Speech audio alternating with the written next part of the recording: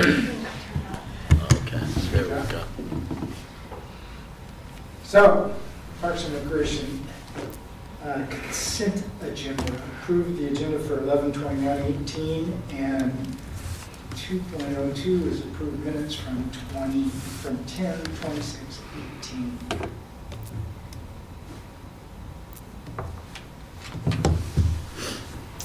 I'll move that we accept both the agenda and the minutes for 10/26. Second. Second. All in favor? I, Opposed? Unanimous? we're super fast today, aren't we? Yes. I haven't been, not you, Parks, open space, level of service, Michael or John. Okay, you want? Well, Greg, why don't you just go ahead and pick up where you left off last time, I think. Good morning, I'm Greg Dorn. I was the person on the other end of the phone at your last meeting. Oh, yeah, I'm sorry, yeah, this That's right. is great. And what we wanted to do was to really continue the discussion we had last time. We have some specific questions that we want to explore with you. And our intent is to get some further direction and guidance, and we'll bring something back to you at a subsequent meeting. It's a little bit challenging when we're dealing with the subject of subdivisions and the requirements that developers have to make, because we have to deal with some of the constraints of state law. And one of the constraints that has a bearing on this is that a city can require developers to make improvements or to dedicate land, things of that nature, only if it is reasonably related and roughly proportional to the development activities that they have. And developers can't be required to make improvements or dedications to help address existing conditions or deficiencies in existing conditions. So there are some parameters to what we can do. For those of you who remember the old, the pinball machines of old, and how you could kind of jiggle the machine, but if you hit it too hard, it would tilt. What we're going to do is kind of jiggle this machine as much as we can without tilting it. And so we'll have to consult with the city attorney as we go to try to figure out where that spot is. But if at this point in your discussion, if you'll just help us clarify your thoughts and your intent, then we'll see how well we can accomplish that within the law, and then report back to you and say, here's what we were able to do. Does that make sense, and should we proceed on that basis? So I included in a memo that hopefully you had a chance to see before the memo meeting. I restated some of the policies that are in the Parks Plan and the Comprehensive Plan that govern the development of parks in the city, and the classifications that you discussed, all of which is very helpful. And then that gets us to a series of questions that I want to discuss today, and to go back to the discussion we had at the last meeting, and just kind of carry that forward. The 10 acres of parks and open space per thousand, the level of service standard, that's the goal. And the law says that as the city grows and develops, there should not be a diminishment of that level of service standard. So that's something that you would seek to achieve and maintain. It would be like a student-teacher ratio in school or something. That's the standard, that's what we're going to maintain. In this case, the 10 acres per thousand population is a goal that the city hasn't achieved yet. So you would be continuing to work toward. But the question is, as the city grows, how does each new development contribute to that? And so the first question, which we talked a little bit about last week, is parks and open space. And to get and the benefit of your further thoughts as to, in this context, what qualifies as open space, and are parks and open space interchangeable in your mind or based on your discussion? Because open space that isn't developed can certainly be developed as a park over time. And we talked last time about the land was the important part And having that, because then you have the potential to further develop it. And one particular aspect that I wanted to talk about is on the land use side, when land is developed, there is a requirement that environmentally sensitive areas, wetlands, steep slopes are the two principal ones that you would counter here, but also wildlife habitat areas, geologically unstable areas, that those areas be identified. The law requires that there be a buffer around them to protect them, and typically when a subdivision is approved, those areas are required to be placed in some type of tract or parcel or something that separates them from everything else. I have a question that's going to help frame my mind around that. So I understand the definition of a park. What is the definition of open space? That's the question that we want to talk about. What when you were thinking and talking about open space, do you have thoughts about what is open space? Because there isn't a definition. It can vary by community. Well, maybe we should just start with what's your definition of a park, and that may help us define what open space is. It sounds like maybe you have a distinction between the two. Some communities don't. They're all kind of lumped together, and we'll take whatever we can get. That's kind of the question. We need to know what's acceptable to you. Obviously, we're going to end up with some open space, and open space is good, but. So you're using that term as you have a definition What's for it it. defined in your mind, John? People are tossing it around, so there's a definition. I just want to know what it is.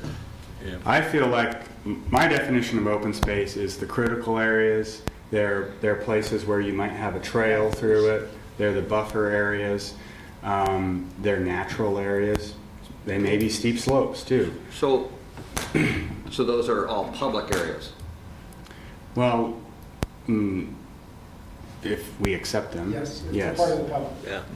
Their open space isn't private. It can be. Well, it can be. Yeah, So it's that's- both public and private. Yeah. So like in the villages, for Villages, instance, Garrison. there are areas that are not developed, that are owned and maintained by the homeowners association. So those are, in that sense, those are open spaces. So if it doesn't have a no trespass, then it's an open space. It's Not necessarily. that's a Not private necessarily. open That's a space. private. Yeah. That's there's- owned by the. But that's what I'm trying to get Yeah. at, though, is What we're talking about, I thought, is Public, yeah. open So- well, I was trying to get to there to narrow it, but Yeah. then they just I'm said, well, just not trying to- necessarily.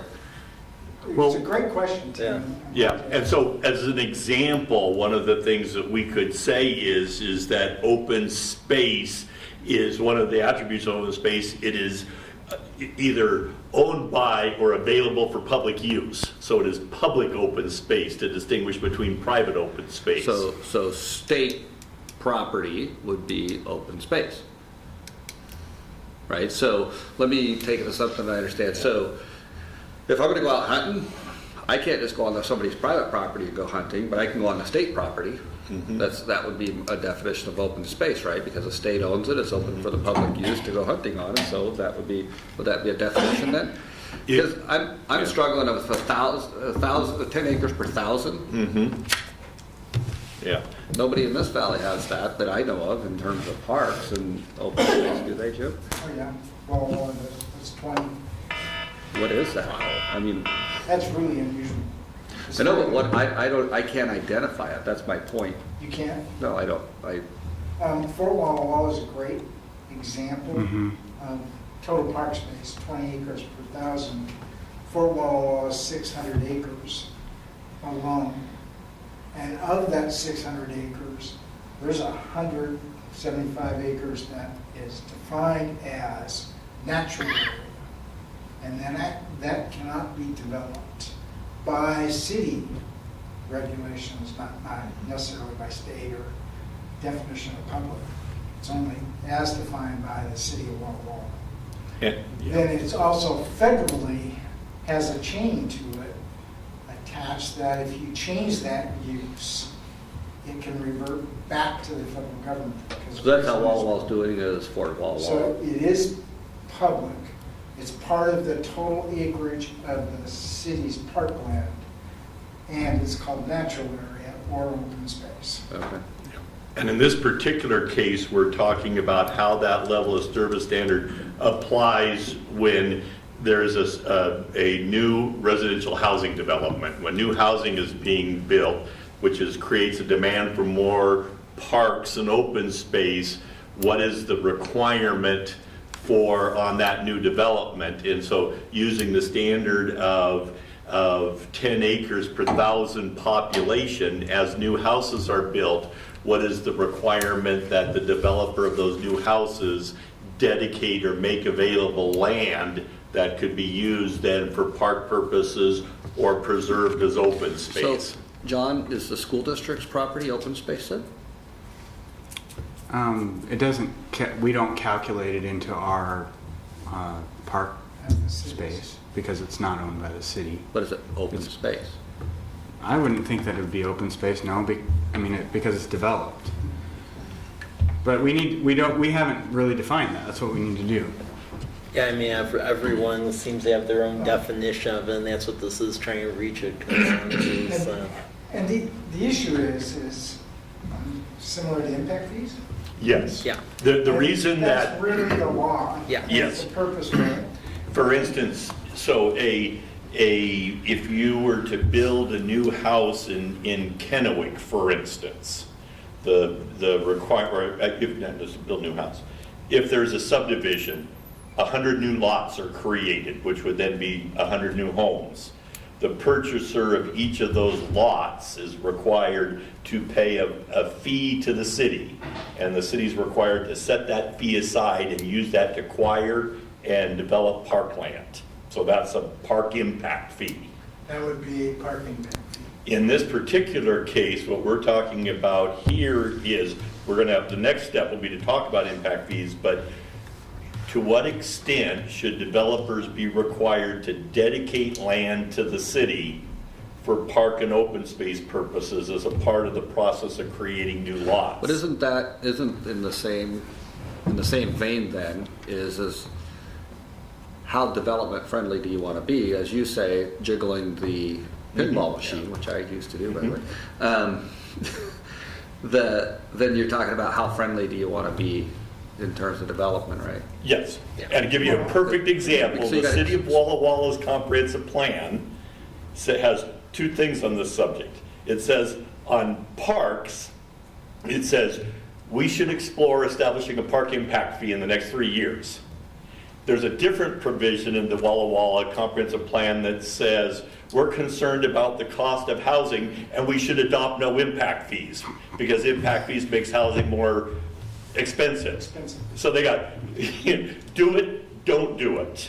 Well, but see, philosophically, you have to root this conversation in some type of a philosophy. And so, while I'm trying to understand the definitions of Well, what you we're have talking to- about, and then you have to root it philosophically, in a definition that meets the law.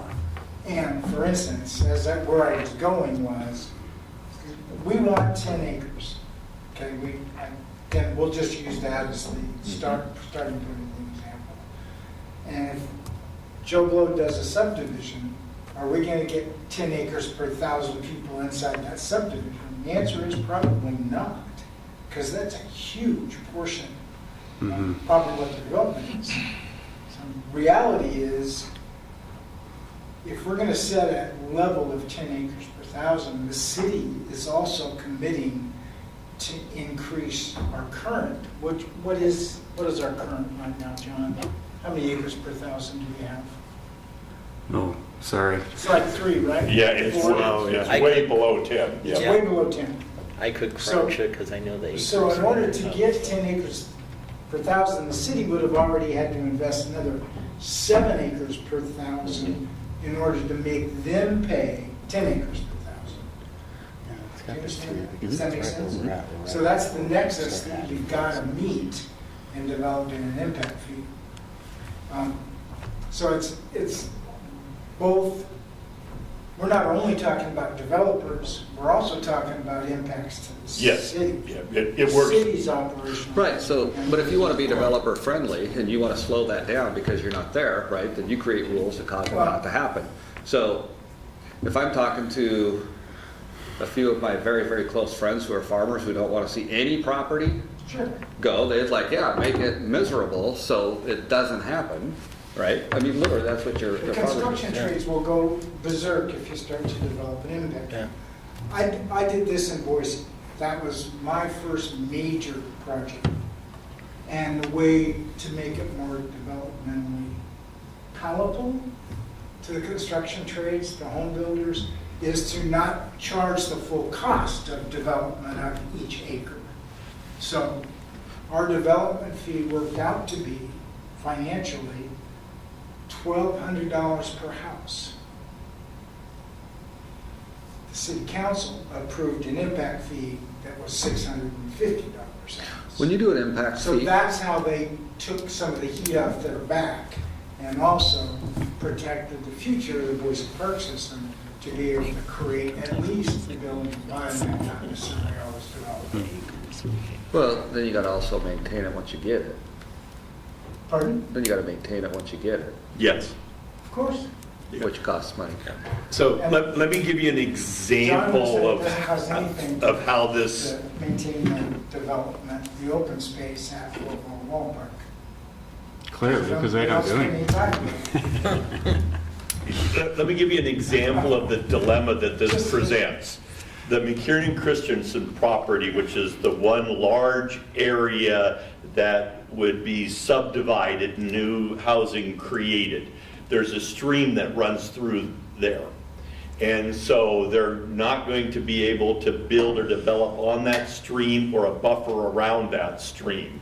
So one thing that potentially could happen, they could say, okay, we're going to dedicate that area as open space, which they're already required to do. And we're going to call that open space. We've now met the city's parks and open space standard, and so we're not going to set aside any land for a playground or a ball field or picnic area or anything like that, because we've given the city the area around the creek. And so there's an example of, that is open space, but that doesn't necessarily create recreational opportunities, parks. So is that good enough, or is that not what we had in mind? I think that if you're gonna eliminate the school district, years ago, we had a conversation, the school district did count, so to hear you say it doesn't count causes me to have to rethink. So, Well, that's what we came up with our park plan. That was in that, so that way we could get additional grant opportunities.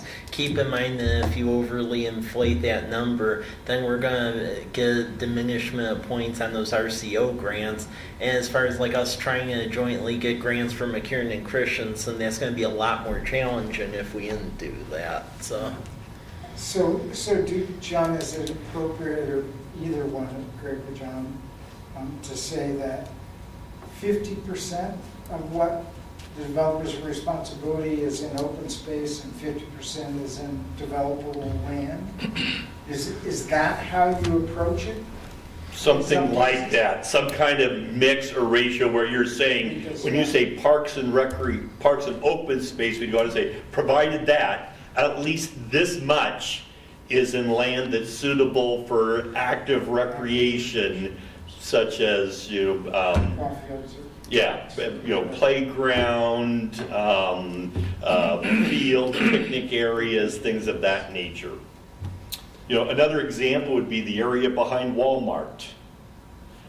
That's an environmentally sensitive area. You can't develop it, but if someone, let's go back in time and Walmart wasn't there, if that development occurred, giving that to the city, does that satisfy a park and open space requirement in your mind? Having, the blackberry bushes behind Walmart.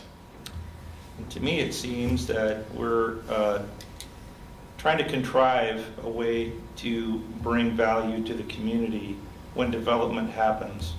And I think we ought to take a step back for a second and think of what's the best way to leverage the development that a developer is supposed to do for the community.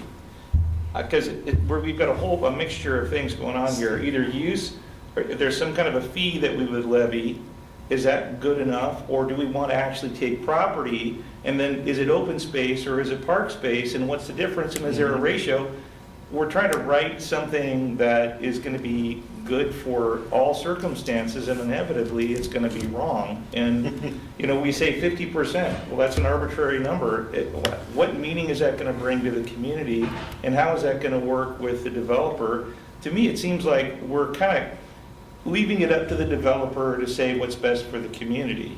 From my standpoint, if you are trying to enact a large picture Parks and Rec system for your community, you don't leave that in the hands of the developer. What you do is try to figure out a way to make that those assets somehow transferable to a body that then would make good decisions for the overall community, rather than just say, well, whatever we want these assets, so whatever you guys think. Well, inevitably we're going to get the very worst. We're going to get something that the developer can't do anything else with. Mm-hmm. They're going to try to trim the edges and cut out. If we come up with a fee, I know that feels, probably wrong to a developer. And it's easy for me to say, hey, Always. fee, that's a good way to create a set of exchanging assets so that we can go buy something that's better for the parks system. Actually, developers in most cases, like the fee. And there's a reason for it. If they dedicate land, unless they can dedicate unusable or undesirable land, if they dedicate land, they're giving something away. If it's a fee, the fee is typically paid at the time the building permit is taken out, which means Then they're done. the person that's buying the lot is paying it, so the developer doesn't have anything to do with it. So they kind of like it, because it shifts the responsibility from here to there. It's also very predictable. So you meet with a developer, you say, oh, you're going to build 100 homes? Well, that's going to cost you X number of dollars. Right, so is it either or is it both? When it comes to dedicating property, or is it fees? What typically Or is it happens, combination? yeah, what typically happens is, not always, but typically there's a provision that says that this is the fee, but if you dedicate land, the dedication will be a credit against the fee that has to be paid. Okay, and then So you have a choice. you have a choice. Okay, so it could be this, it could be that. Well, then defining what open space, open space to me is like the cheap way to give the land away, right? Developing a park is the expensive way to do it, but that has higher value to the community. So how you end up valuing that is probably the more important question than how we split it. And what are the objectives of the parks and the community? How would those best be served? So coming up with a rule that's going to work in all circumstances, that's I don't know. We have to consider the fees as well as the values of the land. But Yeah, and there is room for kind of case-by-case decision-making. And it tends to vary in a community on your perspective of who the decision maker is. We like flexibility, we like discretion, except for when somebody makes a really stupid decision. Then we don't like it. The other factor in leaving it up to the developer to decide if they pay the fee or if they dedicate is, what does the community, have they weighed in? Is there a desire to have a park in that particular neighborhood? Is there a need for that?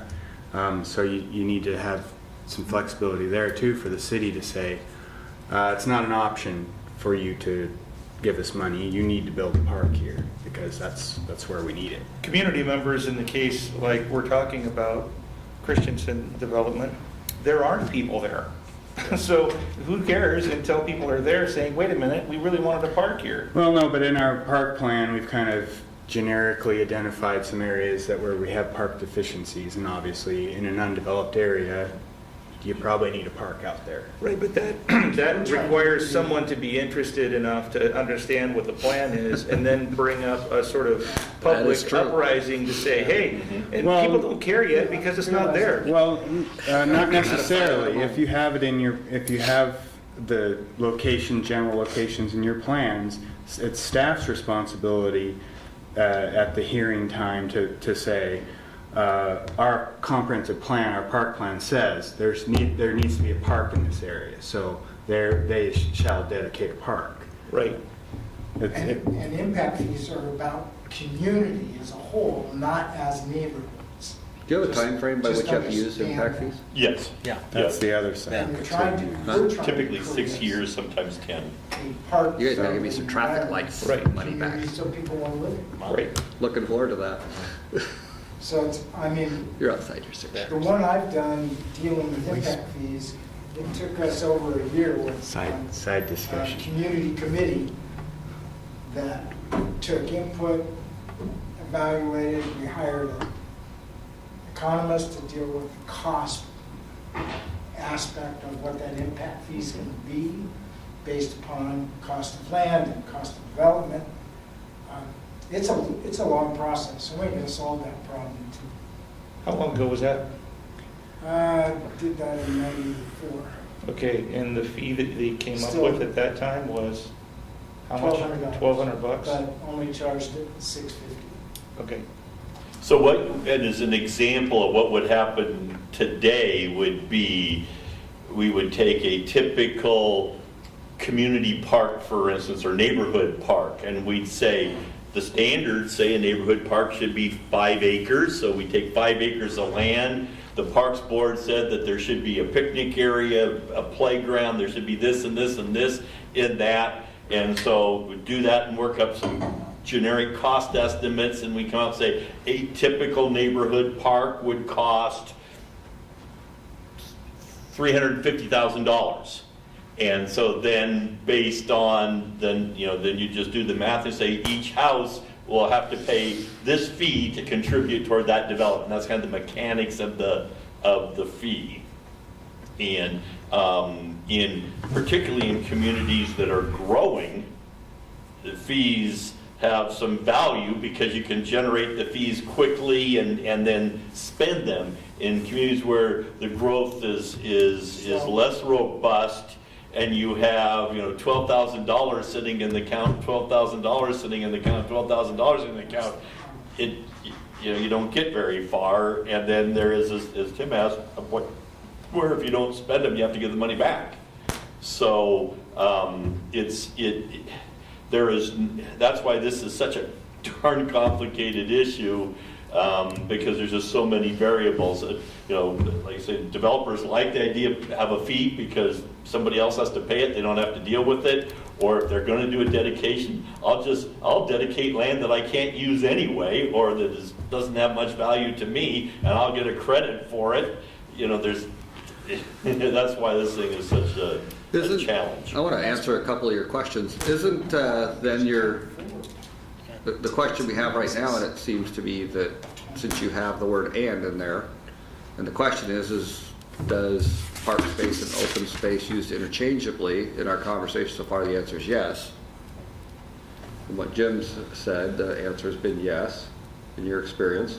It has. And so, can we answer that question that from this group, since our conversation's using it interchangeably, the documentation kind of demonstrates that. Can we answer that question?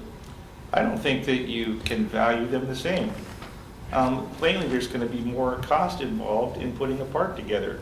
If I was a developer and you say parks and open space, it's always going to be open space because that's the least expensive way to develop. Well, but what to John was exchange saying, though, land. no, I think for the deliberation of it, I think what John was saying, though, is the city has to specify and be part of that.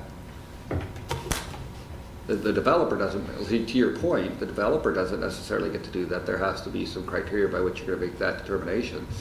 And then the city would have to hold that card. And it's an arbitrary, I mean, we can look to see That's what I thought I heard. what other communities are doing, if it's 50-50 or it's 80-20 or whatever. At the end of the day, if everybody in the room's kind of like, then maybe we've done our job. I mean, it. Why couldn't you come You up don't have with a to ratio? accept the valueless land. Yeah. Yep. You don't have to accept that. No. It's the developer's responsibility to save that. And you know, it says there's that and is there because that's what it says in our comp plan, but it doesn't. The comp plan doesn't say, you know, what the ratio is of acceptance. We can deny, we can reject any, council can reject any sort of dedication that they may not like the location, they may not like, you know, like it could be a hillside. So what's It's my totally work? usable. I'm obviously uneducated enough. The What's only one in what? the room that's educated enough to make these types of decisions is maybe Jim and city folks and Greg. I mean, so what's my work here?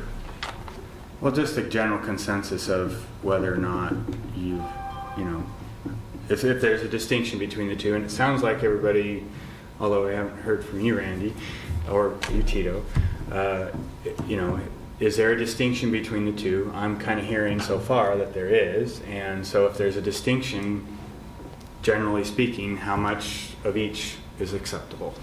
But I wouldn't, again, I couldn't tell Okay. you, because Okay. it becomes arbitrary to utilize your word, because I don't have the education and the full breadth of knowledge that Okay. you and Jim and Greg have. So we know then, at least there's a distinction between the two. Now we can go back and do research to see what other communities are doing, and make a proposal, give you some ideas. What if you were to say, look, what is the value of an acre of parkland versus an acre of open space? I mean, if you look at that value, there's going to be plainly a difference. Figure out what that is, we get a ratio, and you can either dedicate a certain amount of park space or a certain amount of open space, and run that ratio and say parks and open space. You can either have a certain amount of this or a certain amount of that, but you got to have a mixture, or you can do one or the other. Well, It's just they're valued differently. Where you say value, what are you talking about? You're talking about dollars, or you're talking about It could be the points. experience? It could be points. I mean, you know, that takes it out of the financial picture and says, yeah, okay, we have 1 point for every open space is equal to 4 points of every park space. It doesn't have to be dollars and cents. I mean, yeah, we can talk about dollars and cents, and maybe that figures into it somehow. But coming up with some kind of an understanding about the value of the different spaces, and then saying, you need X amount of points per, 1,000 people. That's how it could ratio out in a way that's meaningful. That's actually, I actually like the sound of that, because the rubric behind that takes it puts it in the inanimate versus the people realm, which I like, because then it gives choice as well, and choice is good. I like where you're going with that too, Leif. The question would be is how do we determine the value? Point values. You know, Yeah. point values. Maybe a survey would be in order. Mike Denny would have one opinion. and- Yeah, so you need to take the community and find out what that value means. Get a what low and a that high is. and figure out what the mean is, Mean. and there you go. I Yeah. mean, to me, that's a more meaningful metric than. Well, right. I mean, we can establish a value, but we have to have input from the community to know what that. But John, what I'm hearing is kind of that the framework would be some kind of menu driven, that you can, have some of this and some of this, or you can have some of this and some of this, but you're giving some flexibility and some choice, but it adds up to something. That's the part that I hear. Yeah. We'd have to figure out the details of how to do that, but that's what I hear, is that some flexibility is better than just it will be this or it will be this. Yeah. I want to weigh in a little bit, only because I'm a very simple person. And I'm fine with the description, Greg, you have at the top of the sheet up here, of what open space and natural area is. But on top of that, another layer is, I see open space as a place to get away from people. Mm-hmm. I see parks as a place to be around other people outdoors. And in my mind, it's a very clear, succinct distinction. An open space is to get the heck away from you. If you enjoy it in a passive recreational way. When I go to a park, I want to enjoy it around other people and outdoor activities, individual activities, group activities. I perceive that as a higher value for the needs of College Place than I do for the needs of Randy Grant. I've got Fort Walla Walla, I've got the Whitman Mission, I've got great access to outdoor, the Blues. I'm underserved in parks for those activities for College Place. So I see it as a distinction. Outdoor space, open space to get away from people, parks, outdoor space to be around people. Okay. That's my simplicity. That's a good description, actually, really good. Those open spaces eventually could turn into park spaces, though. And getting those set aside, I think is kind of the objective, is they can be developed further as time goes if, that's an option. So I think that's, the crux is, you're asking the what. I'm more concerned about the why. And I don't know that I have the singular why yet. But that distinction you made is very, very helpful to us. And so I was kind of looking to see how many heads were going to that, because what I hear you saying is that a park is a place for active activities and interaction, and open space is more of an area for passive activities. And so that's really, really helpful, because then we can make some distinctions based on that. If that's kind of a shared value, that's really helpful insight. But that's someone who focused more on recreation as a career, as opposed to somebody like Jim, who had to balance parks and recreation as well as he could. And, pointed on favor, I think in the comp plan, we've included the most recent outdoor and recreation plan done on kind of a county-wide basis, trails. So that really provides that escape place that Randy talks about, and I think where Leaf is coming from too. So the need for College Place may be greater for development than it is for open space. I think everybody would go, yeah. I would agree. And we have a document attached to the comp plan that tells us that Yes.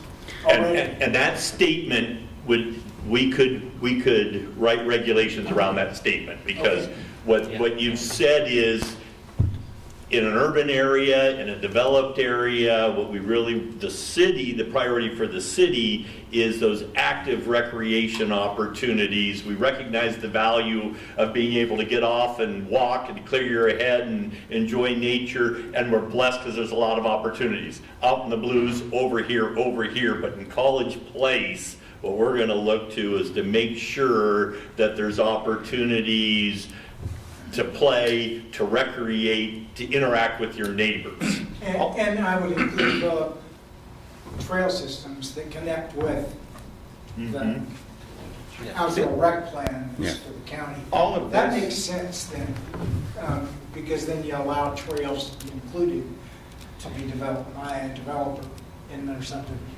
I think you could incentivize that objective through a point system. You value the parklands higher, right? Which Yep. gives the opportunity for developers to get more value for dedicated space in that arena, which would bring about more park space that's developed for people of the community. And you can still do the mix and match, you're not all chained down. And maybe there's, that money component plays into it as well. You could either pay this much, you could do this much of this, or that much of that. You figure out what works for you based on your property. So what we need is R&D, rip off and duplicate. Yep. Are there other places that have done the point system? I'm happy that was recorded. I want to hear Yeah, that. and we're going to have to, that's where we'll do some research to see if we can find That some was good Randy Grant that examples so said we don't that? have to recreate the wheel. But Well, the discussion you just had is something that we can work with. There is a place that actually does do a point-based impact system for a variety of things. Check out Ferndale. Okay. They have a system called the Eagle system, and it's point-based. Okay. You're sure you haven't been in manufacturing before?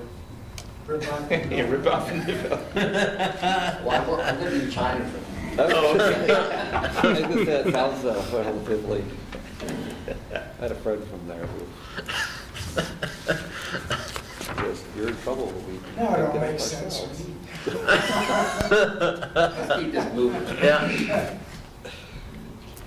Okay, Greg? okay. So we'll do some more research in that regard, but I'm hearing that the emphasis is on the active recreation and some kind of point system or some kind of way of creating some options that would satisfy the requirement, and look for ways where that if it would incentivize the developer to leave the city with a developed park, that would be preferable to an undeveloped park, all other things being equal. And so those are some things that we could work with.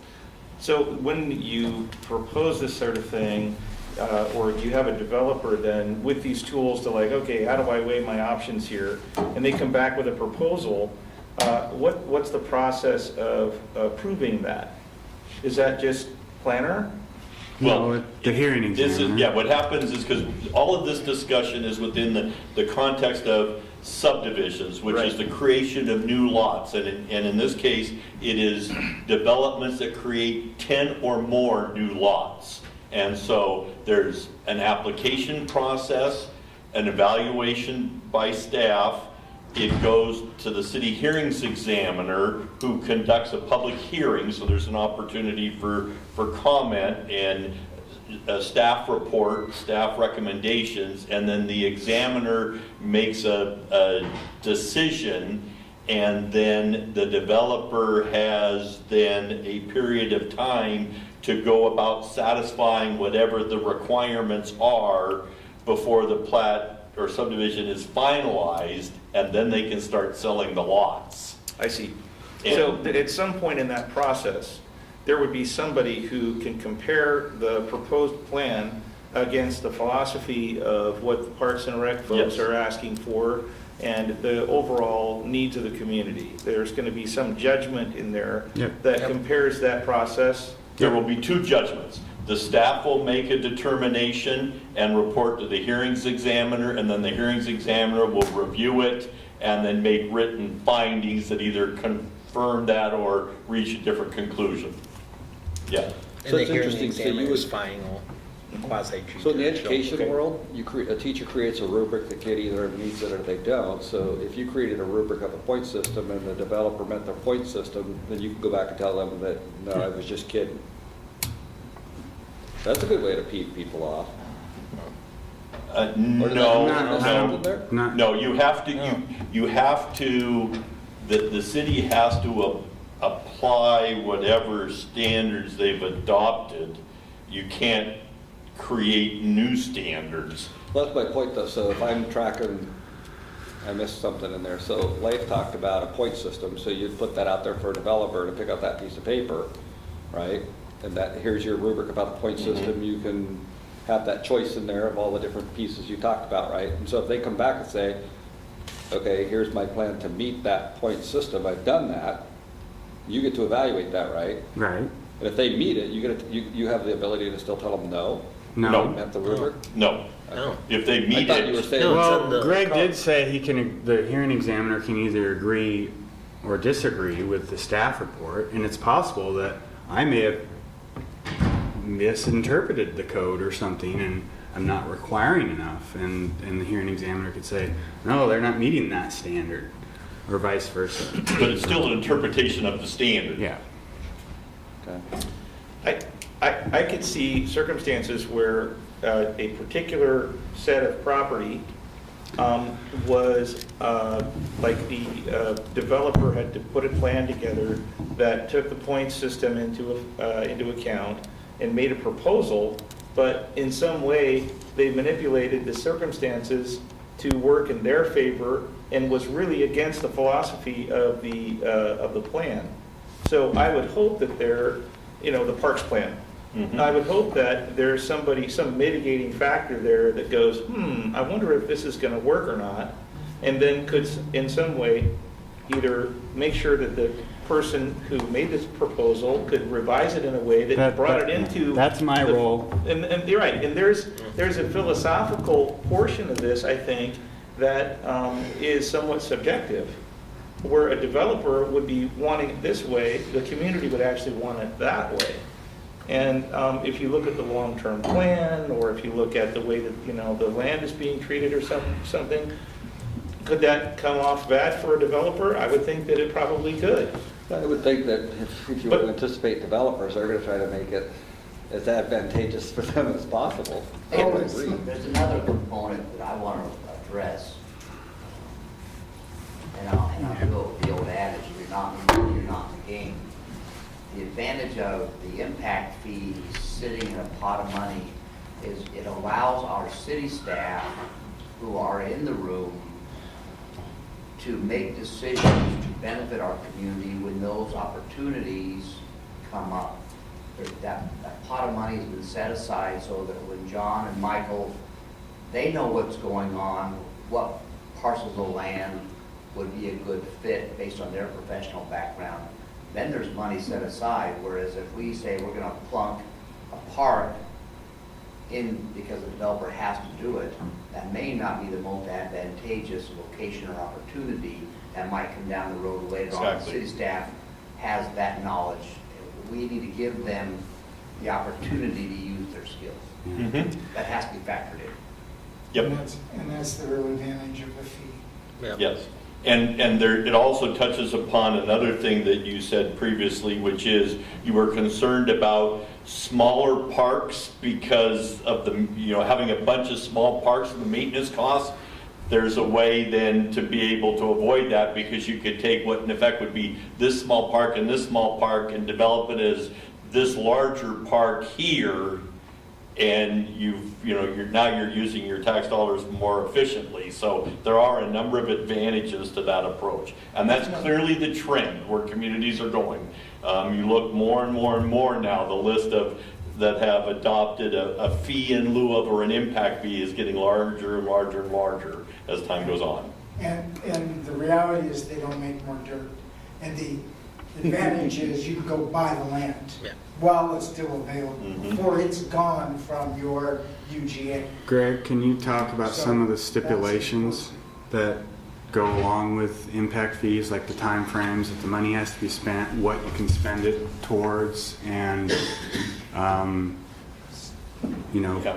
community size and their ability to generate a large enough pot to do anything with that money, things like Yeah, that. and that gets into a lot of the details, because there's provisions in state law. You can't just hold the money forever. There's typically a time frame, 6 years to 10 years, where you have to use the money. There's typically constraints on what you can use it for, like acquisition or development, but not maintenance. So there are some things of that nature. Those are some of the details that get worked out that go with it. You have the ability to use the funds as match for other, grants and things like that. There's certainly advantages to that. Potentially partnerships. I've been involved in some between schools and cities, where there's joint use agreements around facilities and some shared costs and some things like that, where playgrounds on the school are also used by parks, or are also have a shared status as a city park and a playground. So there's a lot of creative ways of doing things, and you just have to kind of set the parameters around them so we're really clear about what we're doing and what we're accomplishing. You also have a policy in here that's very, very helpful, which says, about access, the distance. Everybody should live within this distance of a certain type of park. And that is also really, really helpful and comes into play, because as an example, if we're looking at open space versus parks, if it's in an area that's unserved, or if it happens to be right next to a park and there's plenty of capacity in that park, having payments that you can use to enhance the park has more value. So those are all factors. Okay. Okay? So we're gonna go look for some examples, Ferndale or others, where we have kind of a menu-driven, point-based. I think the distinction of active over passive makes a lot of sense in this context, and that gives us an orientation that can help drive how we make some of the decisions as we go forward here. And I think that's I think we're in good shape right now. Good. Yeah. And unless Mike or John, you have other questions, I think we can work with what you've told us. Well, we had, 7 questions there. You guys want to look them over real quick and see if...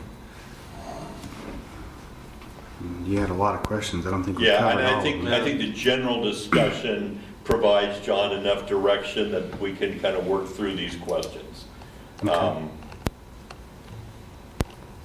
Yeah, I mean, we indirectly covered. Yeah, I think we have. Yeah, I just wanted to look it Yeah. over real quick to make sure. Yeah. One of the things that I suggested to John and Mike, and I just want to check with you maybe real quickly on, is the city of Walla Walla has said, we want to explore park impact fees. And I think that there would be an efficiency to have the two cities explore that together. And I've worked in some communities where it's kind of like the Hatfields live over here and the McCoys live over here, and the last thing we're ever going to do is jointly do something with those guys over there. I just wanted to check to see if there were any sensitivities around working jointly with Walla Walla on something. But I think there would be some real efficiencies there to look at. You may reach the same conclusions, you could reach different conclusions, but exploring that together, there would just be some savings of time and cost to the two communities. Any aversion to the notion of working with Walla Walla? I hate those guys over Yeah, I mean, with this, it's really gonna fall on if they let us, because I've made several overtures to them and a lot of this stuff. So, however, And I've tried to impact that as well. Yeah. Haven't had any luck. well, I think the big issue though is Yeah. separation of the two. Yeah. Is you've got a 20 acre per 1,000 existing park system and a 3 acre per 1,000 Mhm. kind of park system. I could be hard to equate to Yeah, that's together in an evaluation to meet the law. Mhm.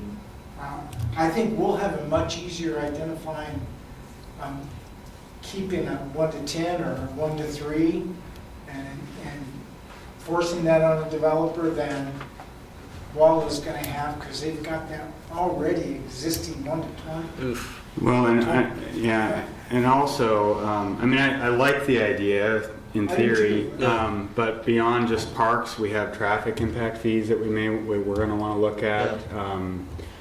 What else is there? No, I mean, those are kind of the big two. I mean, those are two because historically what the city was doing was charging fees based off the SEPA process, but that becomes very skittish, and in talking with the development community, because it's a lot more predictable and you know what you're getting, a lot of folks are much more amenable to the impact fee type thing, and I have it in the budget proposal for this upcoming year to pay FCS Group to do the impact fee study, because there's basically one consultant in the state that does all municipal Yeah. finance stuff. So are you, so did you just say that you would recommend that that we're all good with exploring them?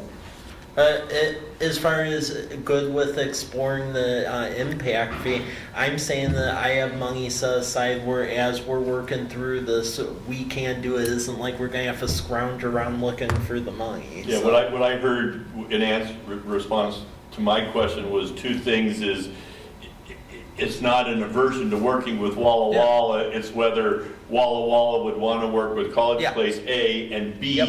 the needs and interests may be different enough that it's really kind of a false economy, that you're really looking at it from two different perspectives, and it may be better served just for College Place to ask and answer the questions based on your own set of facts of how would an impact fee system work here. My experience working with Walla Walla, because I do it all the time, is that's fairly short-sighted view to say that we're not going to. You should still explore the feasibleness of it. Doesn't mean you have to follow through with anything, but to limit the thinking, that's fairly short-sighted. Yeah. We do that all the time with the Walla Walla Public Schools, and yes, they're bigger than us, and we had to create our own elbow space now, and they're a little more amenable to listening to what we had to say about things. But I think they're. I don't have any reservations. I want to go on the record. I don't have any reservations about the City of College Place exploring the conversation with Walla Walla. None. I think it's smart. I think you get ideas. Doesn't say you have to do anything with it, but to explore it, great idea. Yeah. If you can't push your way in, like Jim said, great. Well, you gave it a shot. Yeah. I don't want to be on the record saying, well, we said no. No. I want to say, if we're going to explore impact fees, am I okay with it? Yes, I am. Yeah. You're here. Okay, Okay. super. Okay. I talked to Andy in an hour and a half, so we'll get it done. Well, I- we have those connections, like you said, you and Andy are Yeah. fantastic together. The question is, the real question is, I don't see how they're gonna be able to do it. That's okay, they can still say we can do it. They're gonna have a challenge, coming up with a fee that meets the 1 per 20. 20 acres per thousand. So the only other question I have, and I want to be mindful of time, is the Planning Commission in December is meeting on December 18th, which fortunately is a week before Christmas. And one of the questions would be, would you be able to meet on Wednesday the 19th in December as opposed to your regular meeting date, which would be Didn't we already around switch- the week Didn't of we already Christmas? switch that? Well, we switched the last two, but I don't know that we decided on December. I thought we did. But I hope, that's great. I thought it was If you have that, November. would be great. I thought it was November, December. Yeah. Yeah. Okay. So December. if Yeah, you I have have December this- 19th on Okay, your December schedule, 19 is on we're my great. Yeah. Yep. Yep. We'll be back on the 19th with some examples from some other communities. Yeah, not the 28th, it was the 19th. Yeah. 19. 19. Yeah. Yep. Okay. Okay? Yep. All right, I'll see you in a few minutes, Yep. hopefully. Yep. Thank you, and happy Thanksgiving. Is it still 7:30 to 9? Is that what you're putting those down Yeah. at now? Is it an hour and a half instead of an hour? Yeah.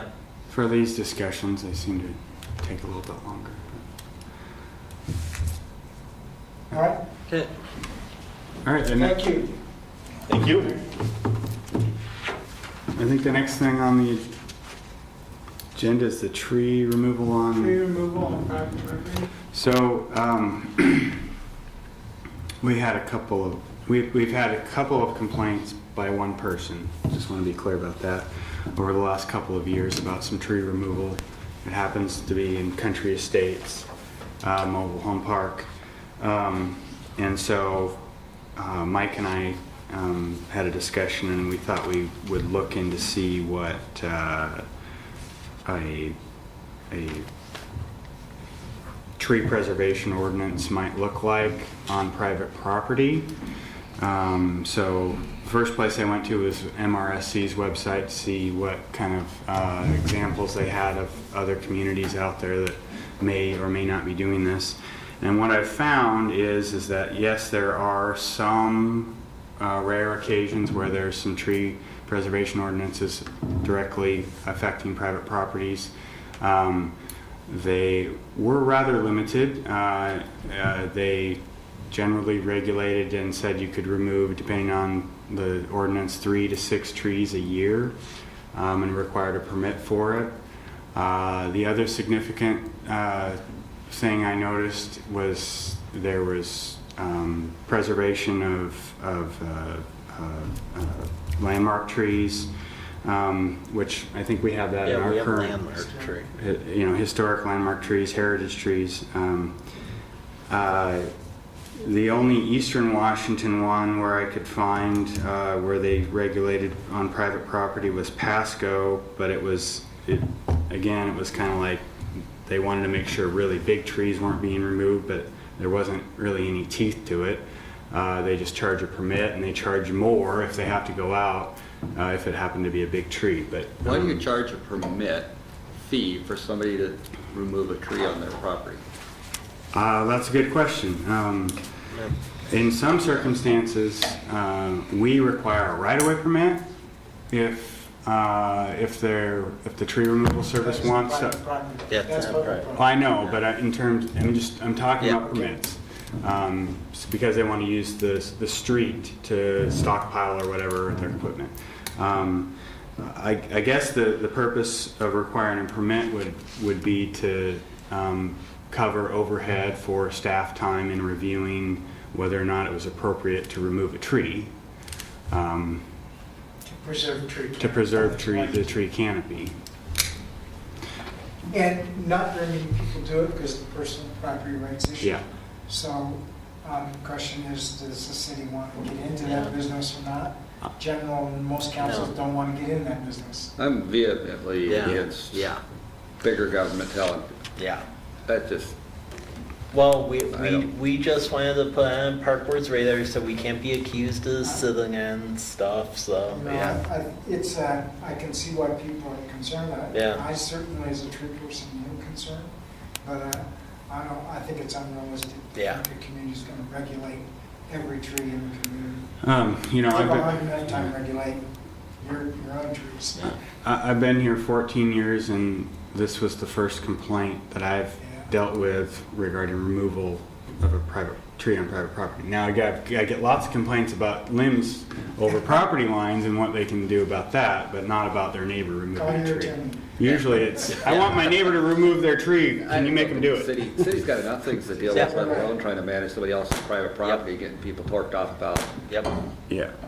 Not to mention, I just did it. Well, Well, you make sure you get permit next time. Yeah. Our neighborhood association, that's one of the covenants. You didn't know that, did you? No, I didn't, I just took it down. Whoa. a permit from the HOA? No, I'm teasing. Wow. Say, Chuck usually keeps me in line with all that. He doesn't have- Wow. Everybody was happy I took that sycamore down because now this year they didn't have leaves everywhere. You know how many neighbors I get that I said? Really sick. Well, Anyway. I think we've heard general consensus that everyone here is good. So, with what we're doing, where it's just the right of way, and yeah, okay, great. Quickly go over last two items. So, Winterfest.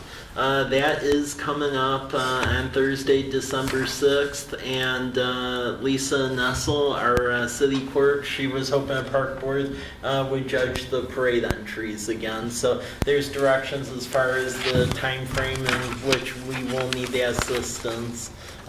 Basically 4:45 p.m. on Thursday, December 6th. I can't do it. Oh, okay. Sorry. So you'll judge before the parade starts this time, so Yeah. you can walk around and actually evaluate instead of during the parade. Oh, okay. I Yeah. can't judge, I'll have people in it. Oh, okay. I can judge, but I couldn't see very Oh. How many judges do you need? Three? Two or three. Yeah, I think we had 4 or 5 Yeah. last time, but 3. I mean, Yeah. 3 would be good to break Yeah. the tie. Sure. Or we could have the mayor weigh in if there Yeah, gets sure. down to that Gotta too. get late to take the leadership on that this year. I got stuck out last time. He kinda got lost, we gotta get him back in. And we had to kind of reel him in. Yeah, I gotta have a control there. Yeah. And your kids in that too, you know. Because they're better judges than we are. It's true. Well, I'll send a calendar invite, and then if anyone can attend to judge, please do so. And last item, I included the average attendance report from the campfire program this summer. I'm getting the data points for the YWCA and Valley camps. That's forthcoming, so you will see that as well. So, with that, that's really all I've had on this. Yeah. Do you feel successful with that? I mean, that's $1,300 Yeah. bucks a kid. If your Yeah. average attendance is 15, is that? Basically comes out to $33. I mean, Kid per day, I mean- plus whatever. I mean, a couple, good? a couple things where I think it can be improved next year is letting the outside college place people be in there and then charge normal. And then the other thing too is advertising a lot sooner, because keep in mind, by the time we hit consensus on this, we were a couple weeks out from summer happening, and then that sacrificed attendance values, so, Yes and no. yeah. Yes and no. Yeah. Only in today's world, parents don't plan any Yeah. more than 2 weeks Oh. ahead, if that. Being in the business, how I you think get you're them out to of touch register, there. it's so difficult to get people to register on time Yeah. in advance. And I'm sure you might remember that, Randy. What did they charge? What was the Yeah. charge? I It can, says registration fees, but. yeah, um, I can get the number. It was in the flyer. Just seems pretty expensive. Yeah, $33 a day. yeah, And it doesn't have enough information Yeah. to make any judgment. yeah, true. I think you have to expect it to grow for a 3-year ramp up. Yeah, I guess I'd be more interested in, the attendance, did it go up or down throughout the summer? yeah, Yeah.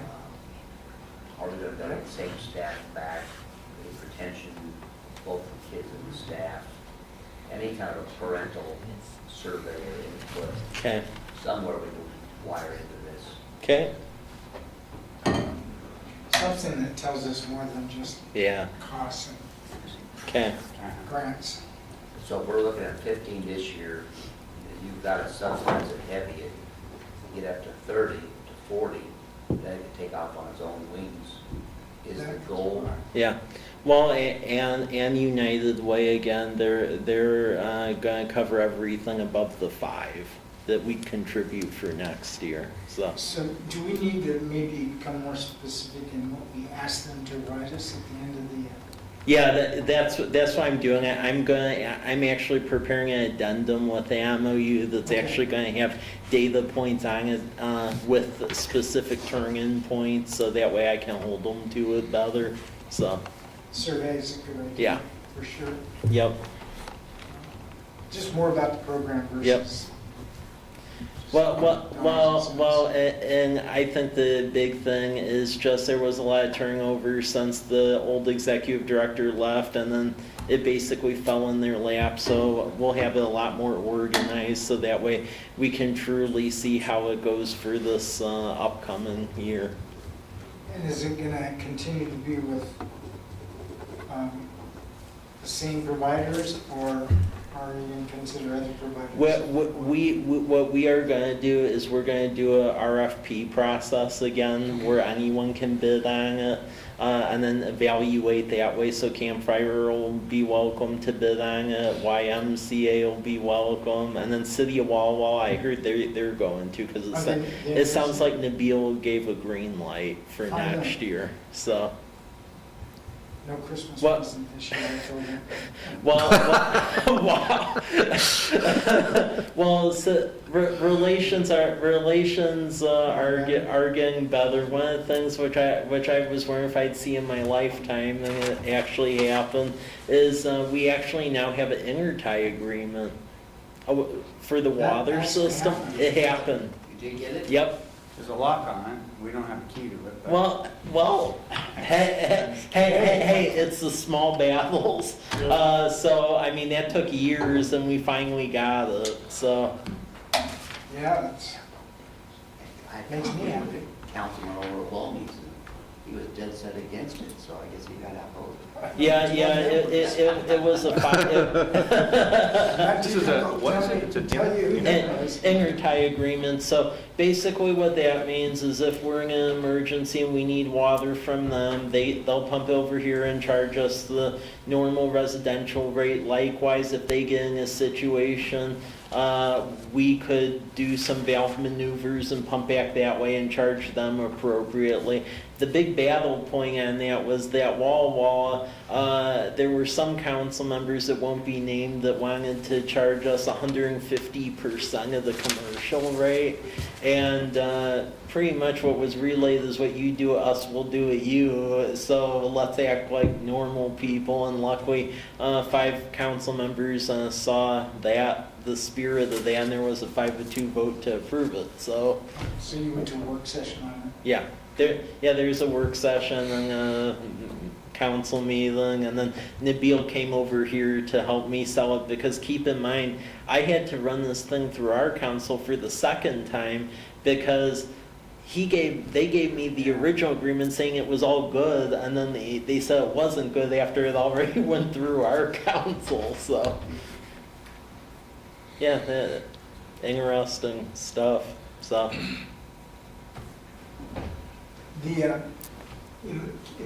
Are we through with that subject? Yeah, Everything's fine? yeah. I'd just like to add one thing to the impact fee. Oh, okay. Just for everybody's knowledge, there wasn't talked about, commercial properties don't pay an impact fee on a park impact fee.